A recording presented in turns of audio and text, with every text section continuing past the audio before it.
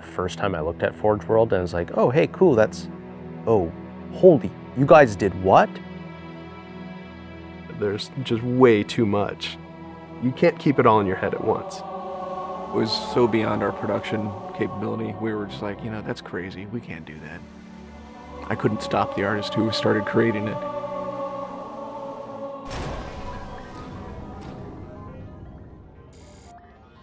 Forge is our editing tool that players can build their own maps. I mean, at its core, it's a map editor.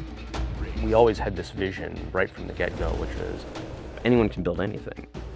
Giving the fans the tools, they can take it and run with it and make it their own. Forge World actually started as 5 separate maps. And I said, wouldn't it be cool if, like, you could play this and go over there, and then play over there if you wanted.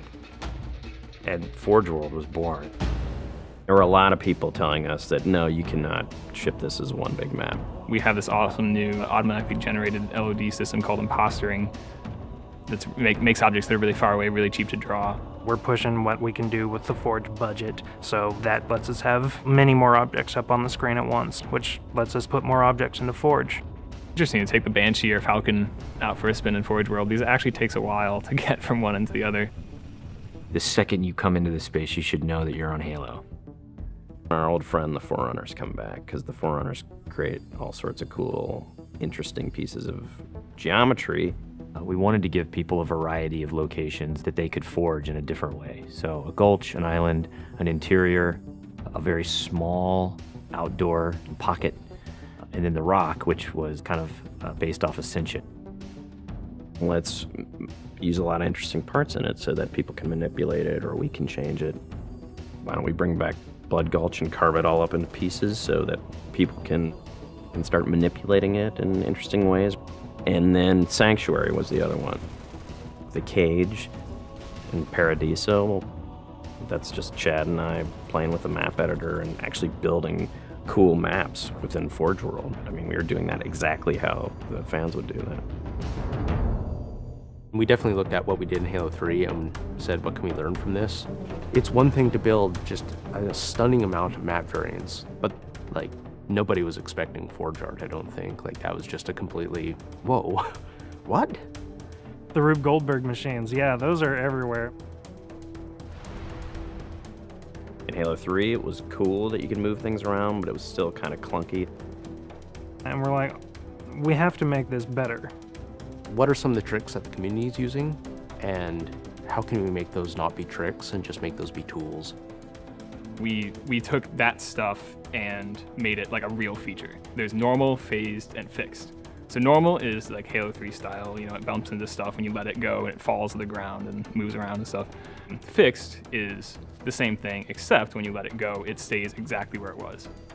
And then phased is the coolest because it means that while you're editing the object, it's not actually interacting with the environment. You can put it through a wall, you can put it, you know, through other objects. Which changed everything for Forge, like immediately. It's much easier to build a Forge space. There's snaps and rotates and degrees and units that you can move things. You can be very precise. The camera controls, it's actually really good for object placement because like little touches on the stick don't translate into really sudden jumpy movements. And then we also have a fine editing mode. You click the stick in and then your camera starts moving very slowly. You're not spending like 3 hours trying to get one block to line up directly to 3 other blocks. You can select individual objects and say, get rid of all the objects of this type. So if you're trying to get rid of all the spawn points on a map because you want to go and replace all the spawn points, you can do that. You can do custom colors. You can take these Forge pieces and say, hey, that's blue. So the blue base can truly look like the blue base. Reach's expanded sandbox includes new things like, you know, jetpacks. And if people want to build some sort of 3D map and really make use of the jetpack, they can do that now.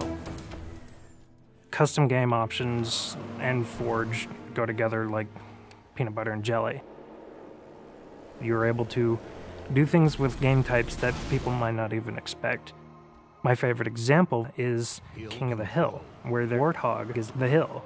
I'm super excited to see what people do with it when it goes out, because there's so much crazy stuff in there that's amazing. We are shipping maps on the disc that we made in Forge ourselves. So The tools are there. If you have the time and the talent, you can make it. The community is just going to outstrip us and spank us.